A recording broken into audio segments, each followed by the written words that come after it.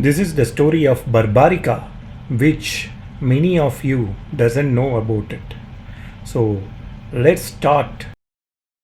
Barbarika was the son of Ghatotkacha, grandson of the mighty Bhima. From childhood he was extraordinary.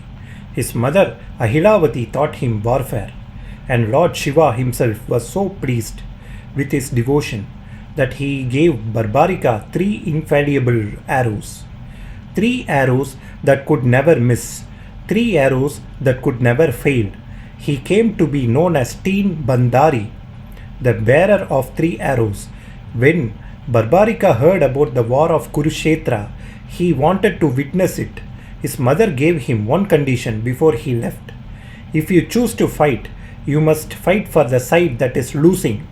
Barbarika agreed and rode toward Kurukshetra on his blue horse with only 3 arrows and his bow.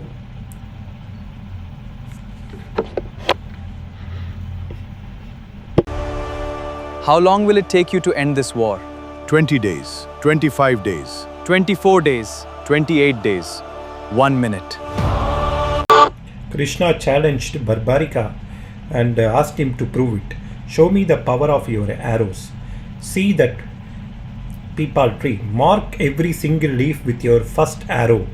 Barbarika closed his eyes and released the first arrow. It flew through the air and began marking every single leaf one by one simultaneously, but Krishna had secretly plucked one leaf and hidden it under his foot. The arrow flew around him, hovering, circling his foot. Barbarika opened his eyes and said calmly, "There is a leaf under your foot." The arrow knows, "Please move your foot, or it will mark you too." Krishna smiled and stepped aside. The arrow marked the final leaf and returned to Barbarika quiver. Krishna now understood the full truth. These arrows were truly infallible. Nothing could escape them. Krishna revealed his true form to Barbarika and explained the real problem. Barbarika had promised his mother to always fight for the losing side. Krishna saw what would happen if Barbarika joined the war. He would first fight for Kaurava when they were losing, then switch to Pandavas when they were losing, back and forth until everyone on both sides was dead. There would be no winner, only complete destruction. Barbarika listened silently. He understood. Krishna made his request. He asked Barbarika for the greatest gift anyone can give, his head, as a sacrifice. Before the war began, Barbarika was silent for a moment, not from fear, not from hesitation, but from one simple request. He said, "Will you grant me one wish in return?" Krishna said, "Yes." Barbarika said, "I want to watch the entire war from beginning to end." Krishna agreed, and Barbarika smiled, the same calm, peaceful smile, and gave his head willingly. Krishna placed Barbarika's head on a hilltop overlooking the entire battlefield of Kurukshetra.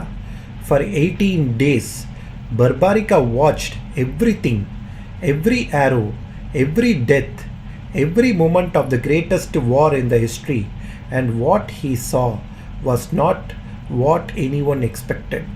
After the war ended, the Pandava begins arguing who was responsible for the victory. Was it Arjuna's arrow? Was it Bhishma's strength? Was it Krishna's wisdom? The argument grew heated. Krishna smiled and said, "Ask Barbarika, he watched everything. He knows the truth." They carried Barbarika's head down from the hill and asked him who won this war.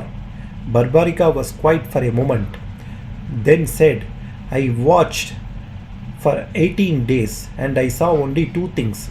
The first was Sudarshana Chakra spinning across the battlefield, destroying everyone who stood against Dharma.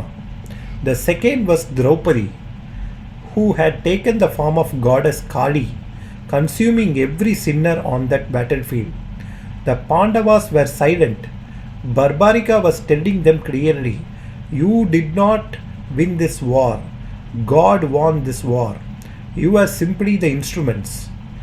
Barbarika gave up everything, his life, his chance at glory, his place in history, because God asked him to. And he said yes with a smile. I have witnessed the entire battle. It was the divine will of Krishna that prevailed. Truth alone is the ultimate victory. Today he is worshipped as Khatu Shyam. Millions pray to him across India. The warrior who never fought but saw everything, the one who gave his head willingly and became immortal. If this story moved you, subscribe to Krishna Wisdom, because next week we reveal another forgotten story that history chose to forget. Jai Shri Krishna. Jai Shri Krishna. That is, before we begin, this is the story from the Hindu tradition, deeply beloved across India, especially in Rajasthan, where millions worship this warrior today.